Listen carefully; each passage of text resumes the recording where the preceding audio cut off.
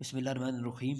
आज हम अपने लेक्चर को क्या करते हैं, आगे बढ़ाते हैं और एक्सक्रीशन इन जो है काकरोच वहीं से आगे लेके चलते हैं। काकरोच हमारे पास हम जानते हैं कि एक आर्थ्रोपोड होता है, टर्शियल आर्थ्रोपोड्स होता है और इंसेक्ट्स की कैटेगरी में आता है।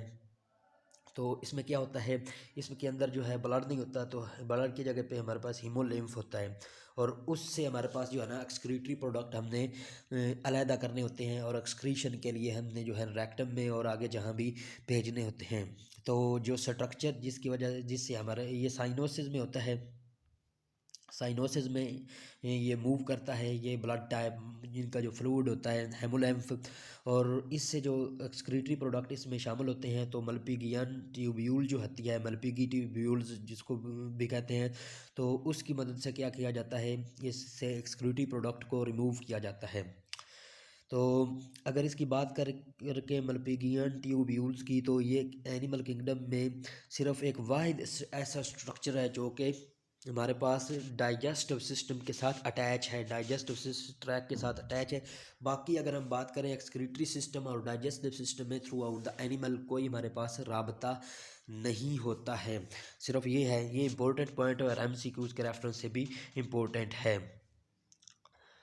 आगे टिब्यूल्स में जब मूव करता है haemolymph, epithelial lining of tubules, tubule में से सल्यूट भी मूव करता है, साल्ट वगैरह भी और नाइट्रोजीनियस वेस्ट भी टिब्यूल्स में मूव करते हैं।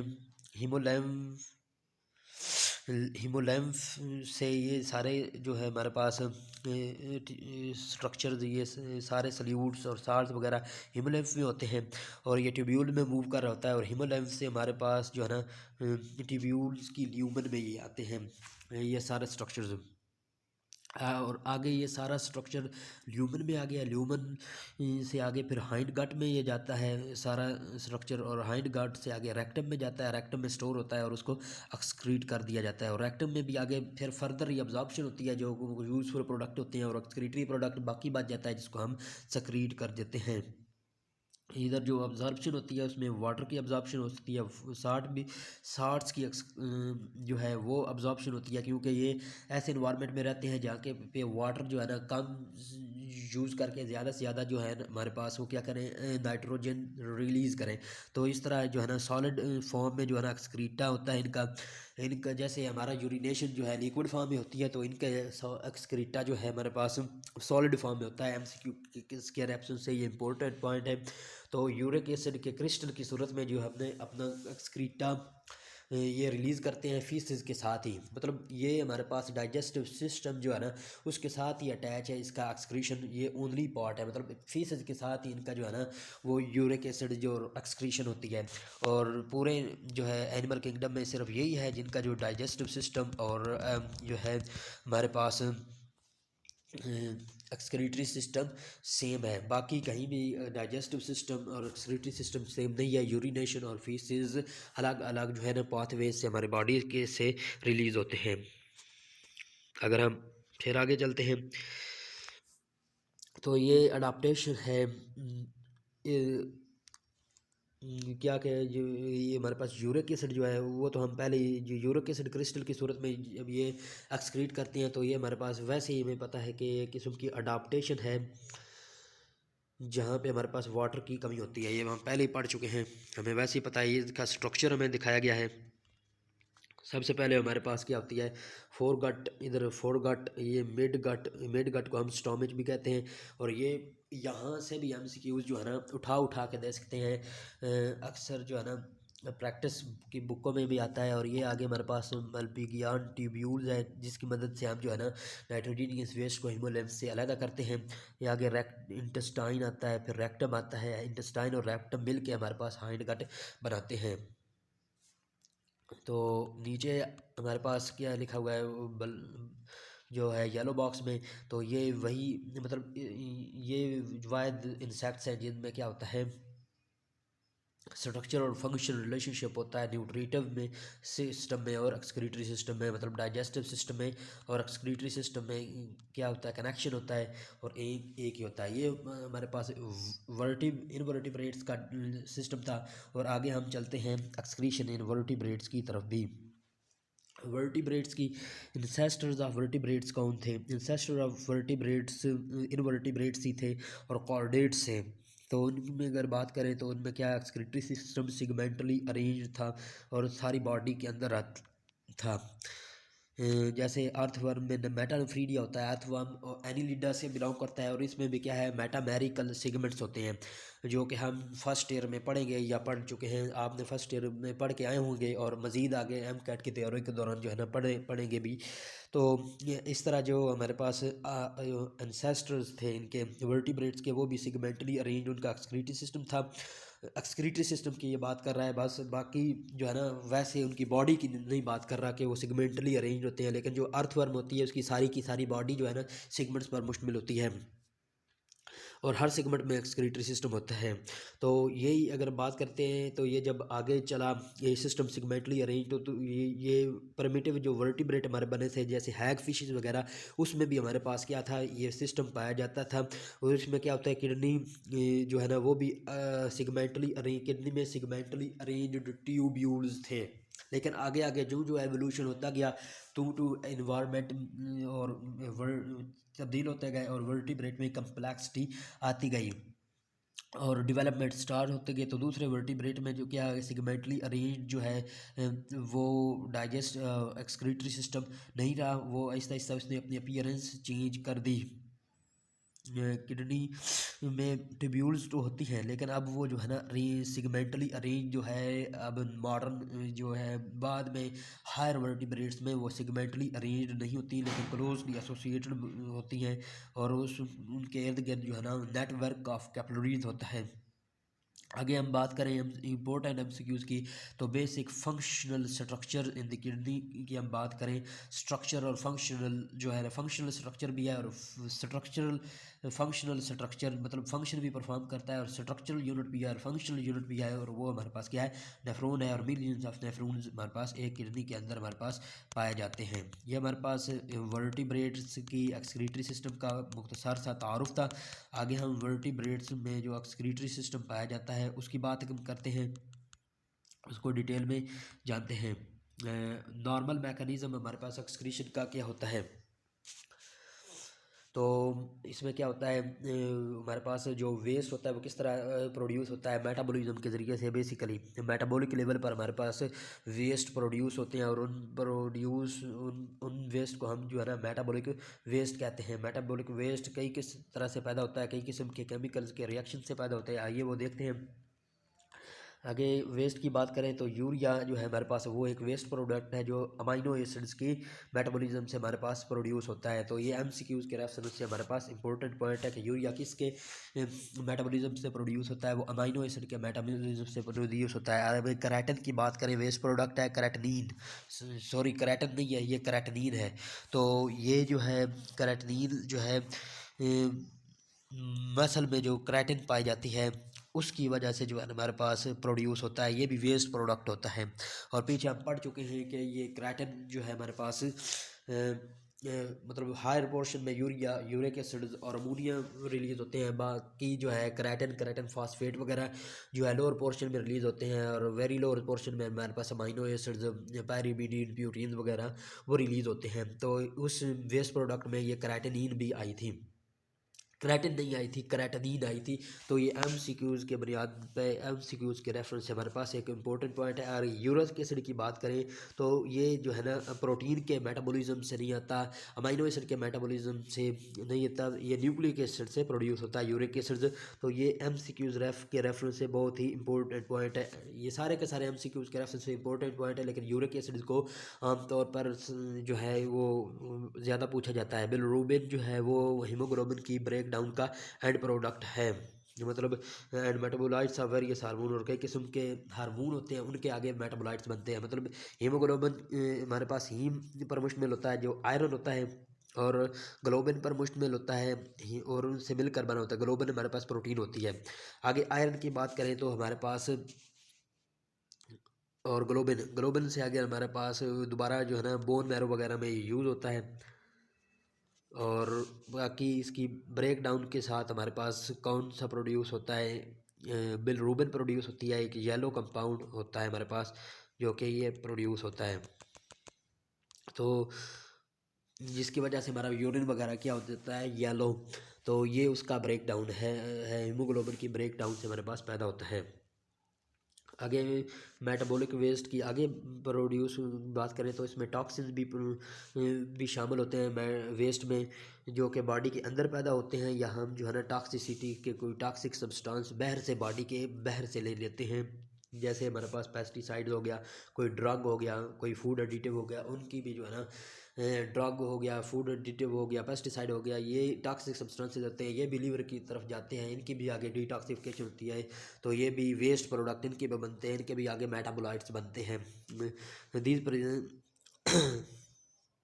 आगे अगर ये वेस्ट हमारी बॉडी के अंदर पाया जाए तो कई किस्म के हाजर्ड का सबब बनते हैं। हाजर्ड उस चीज़ को कहते हैं कि जो चीज़ हमारे पास कई पोटेंशियल हो, पोटेंशियली डैमेजिंग हो, और रिस्क उस चीज़ को कहते हैं कि पॉसिबिलिटी ऑफ जो है ना हमारे पास कितना ही हमारे पास पॉसिबिलिटी होती है कि कोई डैमेज होगा। मतलब ये भी नुकसान, मतलब हज़र्ड वो है, हज़र्डस जो नुकसान पहुंचा सकता है, चाहे आगे नुकसान पहुंचाए या नहीं। रिस्क क्या होता है, चांस उसके नुकसान के पहुंचने का। और जब ये हज़र्ड बहुत ज़्यादा बड़ा हो जाए तो ये डिज़ास्टर की भी सबब बन सकता है, जब मैसिव लेवल पर लोगों को अफेक्ट करे। जैसे हमारे पास डेंगू क्या था, पहले हज़र्ड था तो फिर ये डिज़ास्टर बन गया। तो ये मतलब इन 3 टर्म्स में हमारे पास जो है ना, ये भी इंपॉर्टेंट पॉइंट है इजाफी नॉलेज के तौर पर। हज़र्ड क्या है हमारे पास, रिस्क क्या है, और डिज़ास्टर क्या है। आगे हम पढ़ते हैं एक्सक्रीटरी आर्गन को।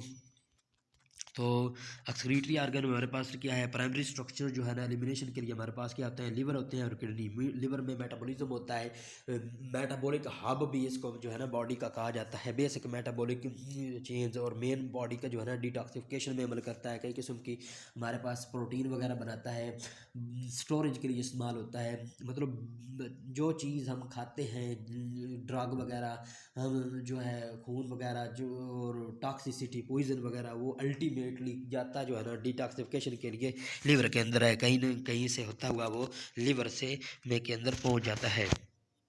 तो इसको सेंट्रल स्टेशन जो है ना, मेटाबॉलिज्म का सेंट्रल स्टेशन भी कहा जाता है, और बॉडी का सेंट्रल मेटाबॉलिक क्लियरिंग हाउस भी इसको कहा जाता है।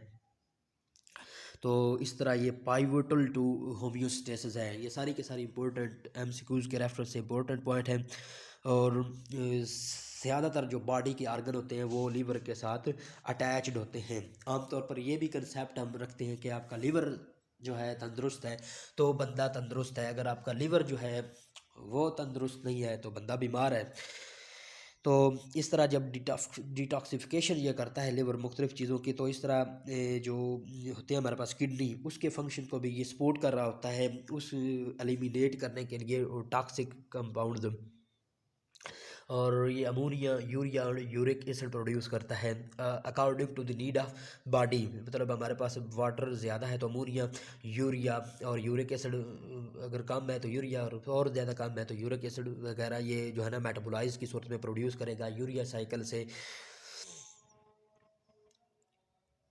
आगे हम बात करते हैं removal of salt with water bye sweet gland की।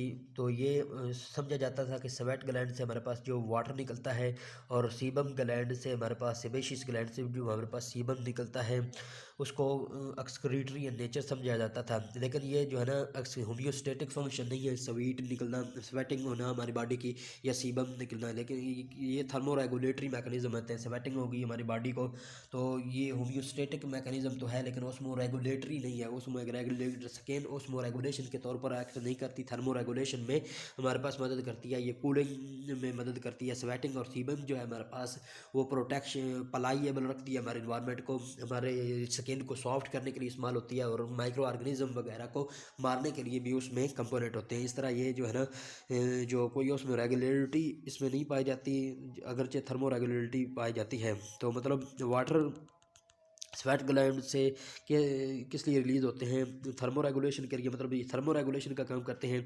और माइक्रो जो होती है सीबम, वो माइक्रो ऑर्गेनिज्म से हमारे पास से प्रोटेक्ट करती है हमारी बॉडी को।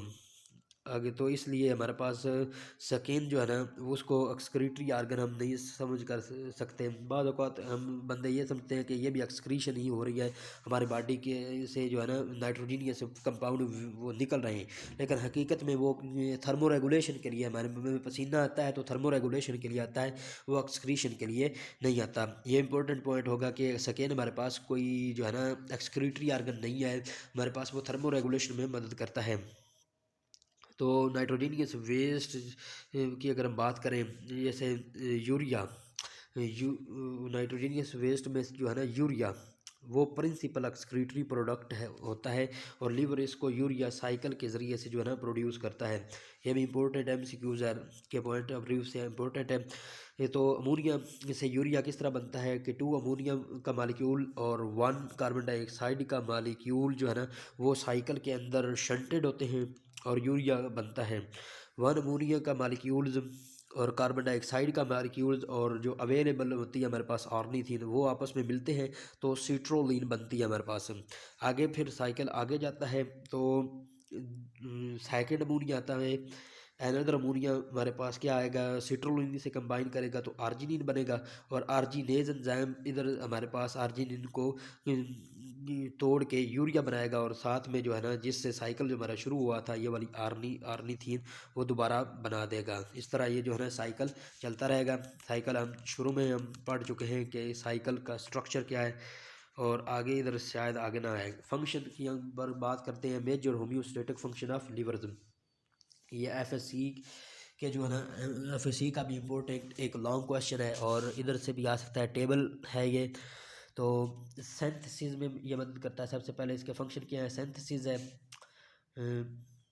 और इसका दूसरा फंक्शन स्टोरेज है, कन्वर्जन है, रिसाइकलिंग है और डिटॉक्सिफिकेशन है। सिंथेसिस की बात करते हैं तो nitrogenous waste ammonia urea uric acid produce करता है। इस तरह ये जो है ना किडनी को वेस्ट डिस्पोजल में मदद करता है। प्रोटीन कौन सी ये प्रोड्यूस करता है, ये सिंथेसिस करता है प्रोथ्रम्बिन और फाइब्रिनोजन जो हमारे पास ब्लड क्लॉटिंग में मदद करती है, और अल्ब्यूमिन जो हमारे पास ऑस्मोटिक बैलेंस को मेनटेन रखने के लिए इस्तेमाल होती है। बाइल की अगर हम बात करते हो इमल्सिफाई करता है साल्ट को, सॉरी फैट्स को, ये साल्ट होते हैं जो इमल्सिफाई करते हैं। आगे ये लिपिड को भी प्रोड्यूस करता है, कोलेस्ट्रॉल को भी प्रोड्यूस करता है, लिपोप्रोटीन को भी प्रोड्यूस करता है, ताकि ये ब्लड केमिस्ट्री को क्या करे, रेगुलेट करे।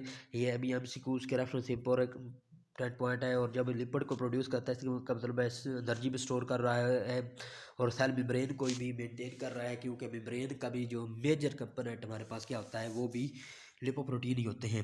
आगे स्टोरेज में ये आयरन को स्टोर करता है और ग्लाइकोजन को स्टोर करता है। आयरन जो हमारे पास हीमोग्लोबिन का पार्ट है इसलिए, और हीमोग्लोबिन ऑक्सीजन को कैरी करने में मदद करती है। इस तरह ऑक्सीजनेशन ऑफ टिश्यूज़ में जब ये ऑक्सीजन स्टोर कर आयरन स्टोर कर रहा होता है तो ऑक्सीजनेशन ऑफ टिश्यूज़ में ये मदद करता है। और ग्लाइकोजन की बात कर लेते हैं तो ग्लाइकोजन हमारे पास एनर्जी रिजर्व है। एनिमल जो है ना जो है वो एनिमल में जो एनर्जी स्टोर होती है वो ग्लाइकोजन की सूरत में स्टोर होती है। कन्वर्जन की अगर बात करें तो एक्सेस ग्लूकोज जो होती है इसकी ब्लड में, उसको ग्लाइकोजन में कन्वर्ट करता है। मतलब पंक्रियाज आइलेट्स ऑफ लैंगरहैंस से हमारे पास जो प्रोसेस होता है, तो इंसुलिन जो हमारे पास ग्लूकोज को ग्लाइकोजन में कन्वर्ट करती है, एनर्जी स्टोरेज में यूज़ करती है। And use lactic acid to glycogen, और लैक्टिक एसिड को भी ग्लाइकोजन में कन्वर्ट करता है, और ग्लाइकोजन को हमारे पास ग्लूकोज में कन्वर्ट करता है according to need of body. अगर रिसाइकलिंग की बात करें तो ओल्ड ब्लड सेल को ये क्या करता है, रिसाइकल करता है। जो ओल्ड रेड ब्लड सेल टूट जाते हैं उनके कंपोनेंट्स को इस्तेमाल करते हुए दूसरे नए रेड ब्लड सेल बनाता है। इस तरह ये इनडायरेक्टली ये भी ऑक्सीजनेशन ऑफ टिश्यूज़ में मदद करता है, क्योंकि RBCs में हीमोग्लोबिन होती है, और RBC हमारे पास ऑक्सीजनेशन में मदद करते हैं टिश्यूज़ की। डिटॉक्सिफिकेशन की बात करें तो हार्मफुल केमिकल की डिटॉक्सिफिकेशन करता है। डिटॉक्सिफिकेशन मतलब ammonia urea uric acid produce करता है, तो किडनी को वेस्ट डिस्पोजल जो है ना टॉक्सिन डिस्पोजल में हमारे पास मदद करेगा। फूड एडिटिव की डिटॉक्सिफिकेशन करेगा, पेस्टिसाइड की डिटॉक्सिफिकेशन करेगा, ड्रग की डिटॉक्सिफिकेशन करेगा, जो ऑलरेडी हम जो है ना पता है, हमें सब कुछ पता है। तो डिस्पोजल में मदद करता है जी ये किडनी की। ये फिर बात आ गई भाई दूसरे इसके फंक्शन क्या है, सिंथेसिस है, जो हम स्टोरेज है, कन्वर्जन है, रिसाइकलिंग है, डिटॉक्सिफिकेशन है, और इनकी डिटेल हम पढ़ चुके हैं कि किन किन चीज़ों को ये सिंथेसाइज करता है, किन किन की चीज़ों को स्टोर करता है, कन्वर्जन किन की करता है, रिसाइकलिंग किन की करता है, और डिटॉक्सिफिकेशन किन की करता है। यूरिया जो है वो लैक्स टॉक्सिक है, हम पहले ही जानते हैं, और ये भी वही बात लिखी हुई है 1/10 क्वांटिटी ऑफ द वाटर में ये रिमूव हो जाता है, जो कि हम पहले ही जानते हैं कि ये इसको 50 मिलीलीटर चाहिए, और हमारे पास अमोनिया को 500 मिलीलीटर चाहिए, और यूरिक एसिड जो है उसको सिर्फ 1 मिलीलीटर चाहिए। यूरिनरी सिस्टम की हम बात करते हैं, अखराजी निज़ाम की हम बात करते हैं, यूरिनेशन जिसके ज़रिए से होती है उस सिस्टम की हम बात करते हैं, या गुर्दों के सिस्टम की बात करते हैं, या नेफ्रॉन के सिस्टम की बात करते हैं, जिसकी भी बात करते हैं ये तो सिस्टम वही है। आगे हम बात करते हैं तो हमारे पास दो गुर्दे पाए जाते हैं। सबसे पहले तो उसमें मिलियन जो है ना फंक्शनल यूनिट होते हैं, और फंक्शनल यूनिट हम पहले ही पढ़ चुके हैं कि नेफ्रॉन है। तो इसके अंदर ब्लड, ये इंपॉर्टेंट काम है, क्लियरेशन होती है, तो ब्लड सप्लाई भी इसको एक्सटेंसिव मिली हुई है, और रेनल आर्टरीज़ के ज़रिए से इनको ब्लड मिलता है, और रेनल वेन इससे लेके फिर दोबारा फेफड़ों की तरफ ले जाती हैं ब्लड को, सॉरी दिल की तरफ ले जाती हैं, फिर वो दिल आगे फेफड़ों की तरफ ले जाता है, क्योंकि डबल सर्किट होता है। तो अगर फंक्शन की अगर बात करें तो ये 1% जो है ना हमारी बॉडी का 1% हिस्सा होते हैं यूरिनरी सिस्टम में हमारे गुर्दे। लेकिन हमारे पास अगर हम बात करें किडनी की तो ये 20% जो है ना ब्लड सप्लाई सारे जिस्म की ले लेते हैं, मतलब इतना ज़्यादा ये जो है इनकी वैस्कुलर सप्लाई है, ब्लड सप्लाई है।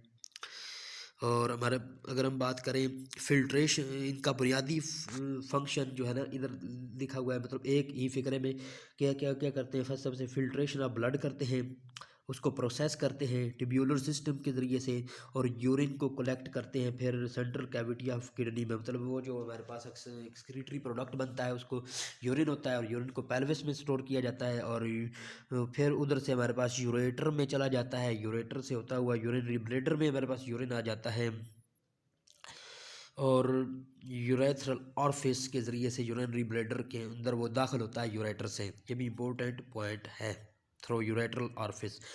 आगे बॉडी में से जब ये लीव होता है, रिलीज़ होता है यूरिनेशन के दौरान ब्लैडर से, तो यूरेथ्रा के ज़रिए से जो है ना ट्यूब एक होती है जिसके ज़रिए से रिलीज़ होता है, जो कि पिनस में, जो मेल की बात करें तो पिनस में रिलीज़ होता है और इम्पटी होता है, और जो फीमेल की बात करें तो वजाइना के साथ जो है ना वो रिलीज़ होता है। आगे स्फिंक्टर मसल होते हैं यूरेथ्रा में, यूरेथ्रा और हमारे पास ब्लैडर के दरमियान, जो कंट्रोल करते हैं यूरिनेशन को यूरेथ्रा में।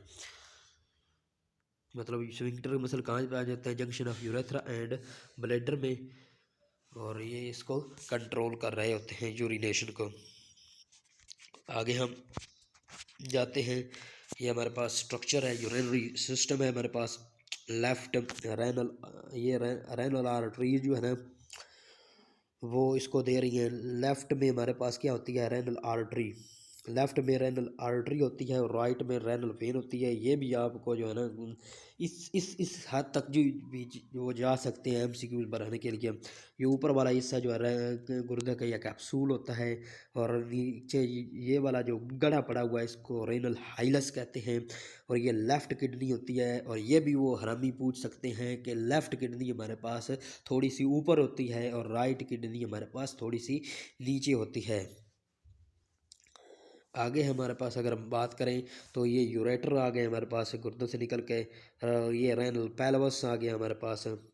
इन्फीरियर वेना केवा ये नीचे जब चली जा रही है तो इन्फीरियर वेना केवा, क्योंकि नीचे से ये जाके आगे जो है ना राइट एट्रियम के अंदर दाखिल होगी। ये यूरेटरल ऑरिफिस कहते हैं, जिसके ज़रिए से ये जो है ये यूरेटर से हमारे पास यूरिनरी ब्लैडर के अंदर जो है ना सारा जो है यूरिन वगैरह आता है।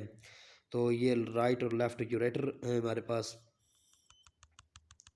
और एंड पे आके यूरेथ्रा, यूरेथ्रा से हमारे पास यूरिनेशन हो जाएगी। आगे नेफ्रॉन की बात करते हैं हमारे पास, तो ये फंक्शनल यूनिट ऑफ नेफ्रॉन है ह्यूमन किडनी का। तो इसके दो रीजन होते हैं हमारे पास। इसकी अगर हम बात करें तो इसके हमारे पास दो रीजन होते हैं। एक बैरूनी रीजन जो है आउटर रीजन जिसको हम कॉर्टेक्स कहते हैं, और रेनल कॉर्टेक्स, और इनर रीजन जो है रेनल मेडुला कहते हैं। अगर हम नेफ्रॉन की बात करें, वो वाला नेफ्रॉन जो है cortex arrange along cortex, cortex के अलॉन्ग ही जो अरेंज होता है, और उसको हम कॉर्टिकल नेफ्रॉन कहते हैं। और वो जो इस तरह ये हमारे पास ऊपर वाला रेनल, ऊपर वाला हिस्सा हमारे पास क्या हो गया, ऊपर वाला हिस्सा जो होता है रेनल कॉर्टेक्स, और इधर वाला मेडुला होता है। और वो जो नेफ्रॉन जो कि मेडुला के अंदर भी जाता है, कॉर्टेक्स से होता हुआ, बॉर्डर के से होता हुआ मेडुला के अंदर जाता है, और उसको जस्टा मेडुलरी नेफ्रॉन कहते हैं। जस्टा मेडुलरी नेफ्रॉन का लूप ऑफ हैंडले हमारे पास क्या होता है, ज़्यादा डीप तक जाता है, और डीप तक जाता है तो अब्जॉर्प्शन वो ज़्यादा करता है। अब्जॉर्प्शन ज़्यादा करता है तो हमारे पास यूरिन उसका क्या हो जाता है, ज़्यादा वो साल्ट वगैरह जो है उसे वाटर अब्जॉर्प्शन कर लेगा, तो बाकी हमारे पास कंसनट्रेटेड यूरिन बचेगा। तो ये कंसनट्रेटेड यूरिन बनाने के लिए जस्ट मेडुलरी नेफ्रॉन हमारे पास इस्तेमाल होता है। एमसीक्यू के रेफरेंस से हमारे पास ये इम्पोर्टेंट पॉइंट है। हाँ जी, आगे जाते हैं। तो इसके में एक कप शेप्ड जो स्ट्रक्चर होता है वो बैमन कैप्सूल होता है, और उसके अंदर हमारे पास कैपिलरीज होती हैं, और उन कैपिलरीज को हम ग्लोमेरुलस कहते हैं। और इधर हमारे पास वो कैप्सूल में ही हमारे पास फिल्ट्रेशन होती है, क्योंकि पोरस वाल होती हैं, और जिधर जब प्रेशर आता है वाटर का तो वो हमारे पास चीज़ें जो है ना फिल्टर आउट हो जाती हैं। ग्लोमेरुलस की ये कैपिलरीज है ग्लोमेरुलस की। तो ये क्या करेंगी, ओबियसली फिर क्या करेंगी, ब्लड जो है ना कि वो मेरे कैप्सूल के अंदर ब्लड को सर्कुलेट करेंगी। और ये ब्लड आएगा कहाँ से, एफेरेट आर्ट्यूल से, एंड लीव कैसे करेगा, ई फेरेट आर्ट्यूल से। ये भी इम्पोर्टेंट पॉइंट है एमसीक्यू के रेफरेंस से। तो आगे ये ब्लड वेसल जो है हमारे पास ग्लोमेरुलस कैपिलरीज, ये आगे सब डिवाइड होती चली जाएंगी, और अल्टीमेटली पेरीट्यूब्यूलर कैपिलरीज बना देगी। आगे ये जो ब्लड वेसल हो जाएंगी ये पेरीट्यूब्यूलर कैपिलरीज हैं। आगे वो मेरे कैप्सूल्स से आगे जो हमारे पास नेफ्रॉन का स्ट्रक्चर होगा वो सब आगे आएगा प्रॉक्सिमल ट्यूब्यूल, फिर लूप ऑफ हैंडले नीचे चली जाएगी, फिर आगे फिर ऊपर जाएगी। एक असेंडिंग आएगी, एक डिसेंडिंग होगी, एक असेंडिंग होगी। जो डिसेंडिंग होगी वो थोड़ी मोटी होगी, और थिन जो लूप ऑफ हैंडले होगी वो हमारे पास असेंडिंग होगी। और असेंडिंग लूप ऑफ हैंडले के बाद आगे डिस्टल ट्यूब्यूल हो जाएगा। डिस्टल ट्यूब्यूल आगे कोलेक्टिंग ट्यूब्यूल में जाएंगी, कोलेक्टिंग ट्यूब्यूल आगे पैरवेस में जाएंगी, पैरवेस आगे यूरेटर में जाएगा, जैसे आप जानते हैं। ये फिल्ट्रेट जो है ग्लोमेरुलस में फिल्ट्रेशन हुई है, हमने जाना।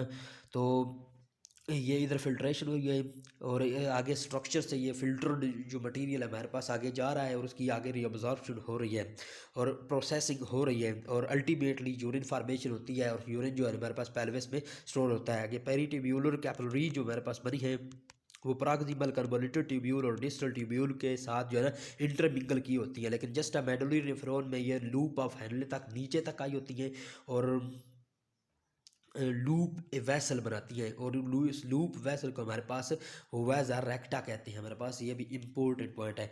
और एक आपको और तसल्ली की अगर मैं बात बताऊं तो ये जो है ना, अगर होम्योस्टेसिस का चैप्टर आ जाता है ना तो ये लाजमी आएगा। नेफ्रॉन का और यूरिनरी सिस्टम हमारे पास बहुत पसंदीदा टॉपिक है हमारे पास यूएचएस का। ये हमारे पास गुर्दा को फाड़ के नीचे उसका जो है ना स्ट्रक्चर दिखाया गया है। ये ऊपर जो है ना उसकी कैपिलरीज है, ये रेनल वेन और रेनल आर्टरी दोनों को जो है ना आर्टरियल सप्लाई भी होती है, वेनस सप्लाई भी होती है। आपने देखा होगा था कि ये राइट में इधर हमारे पास वेन्स थी, और लेफ्ट में हमारे पास थी वो आर्टरीज। तो इधर इसकी भी ब्रांच चली गई थी इस गुरुद्वारे में, इसमें की भी ब्रांच, इधर इसकी भी ब्रांच, इसकी ब्रांच, दोनों में आर्टरीज और वेन्स इस तरह गई थी। तो ये इसका स्ट्रक्चर हो गया। वेन्स का आर्टरीज है ये दाखिल होती हैं आगे, फिर आर्ट्रियूल्स में कन्वर्ट होती हैं आर्टरीज, और वेन्स वेन्यूल में कन्वर्ट होती हैं आगे, मज़ीद जाके एक कैपिलरीज में कन्वर्ट होती हैं। ये स्ट्रक्चर तो हमें ऐसे जैसे आगे फिर अगर बात करें तो ये पैरामिड्स बने होते हैं, जहाँ कई किस्म के जो है ना नेफ्रॉन पैक्ड होते हैं। तो पैरामिड होते हैं ये तकरीबन हमारे पास मुसलस ये इस किस्म के पैरामिड बने होते हैं। जैसे हमारे पास इजिप्शियन पैरामिड होते हैं, एहराम मिस्र, उस किस्म के ये पैरामिड बने हुए हैं। ये रेनल पेल्विस होता है, जहाँ स्टोर होता है यूरिन, ये मेडोला है, रेनल मेडोला। और ये हमारे पास यूरेटर है, और ये रेनल फीसिया एंड कॉर्टेक्स है, ये कॉर्टेक्स है। तो ये स्ट्रक्चर हो गया हमारे पास किडनी का इंटरनल स्ट्रक्चर। और कहाँ का हमारे पास पाए जाते हैं नेफ्रॉन्स। आगे हम फिल्ट्रेशन की बात करते हैं, तो वो मेरे कैप्सूल में फिल्ट्रेशन होती है ग्लोमेरुलर में। तो ये क्यों इधर होती है अदर पार्ट को छोड़ के, क्योंकि ग्लोमेरुलस फिल्टर जो वाल्व होती हैं वो पोरस होती हैं, और जब इधर ब्लड प्रेशर आता है तो वहाँ पे हमारे पास फिल्ट्रेशन प्रेशर जनरेट होता है, और उससे हमारे पास फिल्ट्रेशन होती है। तो ये जो बेवमैन कैप्सूल में फिल्ट्रेट रह जाता है उसको ग्लोमेरुलर फिल्ट्रेट कहते हैं, ये भी इम्पोर्टेंट पॉइंट है। तो इसमें कौन से यूज़फुल कंपाउंड होते हैं, ग्लूकोज होता है, अमीनो एसिड होता है, साल्ट वगैरह होता है, जिसको आगे जाके मज़ीद अब्जॉर्ब कर दिया जाएगा पानी के साथ। मैक्सिमम रीअब्जॉर्प्शन करेगी 99%। आगे ग्लोमेरुलर फिल्ट्रेट की रीअब्जॉर्प्शन की जाएगी प्रॉक्सिमल ट्यूब्यूल में, कार्बोनेटेड ट्यूब्यूल्स में, लूप ऑफ हेनले में, डिस्टल ट्यूब्यूल में। तो रीअब्जॉर्प्शन की बात करें तो यूज़फुल कंस्टिट्यूट जो होते हैं ना, सारे यूज़फुल कंस्टिट्यूट ग्लोमेरुलर फिल्ट्रेट के, वो proximal tubules PCT proximal converted tubules में जो क्या होते हैं, अब्जॉर्ब हो जाते हैं। और जब ये प्रॉक्सिमल ट्यूब्यूल से आगे फिल्ट्रेट जाता है तो इसमें मेनली नाइट्रोजीनियस कंपाउंड ही रह जाते हैं। आगे सक्रीशन की बात करें तो मतलब जो जो हमारे पास बोमेन कैप्सूल से नीचे आ रही होती है कंपाउंड, तो उस वक्त ये हमारे पास बोमेन कैप्सूल है, ये हमारे पास प्रॉक्सिमल कार्बोनेटेड ट्यूब्यूल, ये लूप ऑफ हेनले इधर होती है, ये भी असेंडिंग लूप ऑफ हेनले, ये डिस्टल ट्यूब्यूल जो जो हमारे पास इधर से अंदर आ रही होती है। तो हमारे पास क्या हो रही होती है, इसमें सक्रीशन भी हो रही होती हैं, ऐड हो रही होती हैं, जैसे हाइड्रोजन आयन की सक्रीशन, जो कि वो मेनली हाइड्रोजन आयन की होती हैं और पीएच को मेनटेन करके रखती हैं। ये आज का हमारा लेक्चर था। अगर हम आगे आगे चलें स्ट्रक्चर को देखें, क्योंकि नेफ्रॉन हमने पढ़ लिया है तो नेफ्रॉन का स्ट्रक्चर भी हमें पढ़ना चाहिए। ये हमारे पास बेवोनिक कैप्सूल, और इसके नीचे में ग्लोमेरुलस फिल्ट्रेट होती हैं, और एफेरेंट आर्ट्यूल जो है रेन आर्टरी से आती हैं इसमें दाखिल, और एफेरेंट आर्ट्यूल जो है ना ग्लोमेरुलस आर्टरी से निकलती हैं। तो ये हमारे पास क्या है, प्रॉक्सिमल कन्वोल्यूटेड ट्यूब्यूल्स, और ये इसके नीचे जो ये हमारे पास जा रही है ये लूप ऑफ हेनले है, ये डिसेंडिंग लूप ऑफ हेनले जो नीचे आ रही है, असेंडिंग लूप ऑफ हेनले जो ऊपर जा रही है हमारे पास।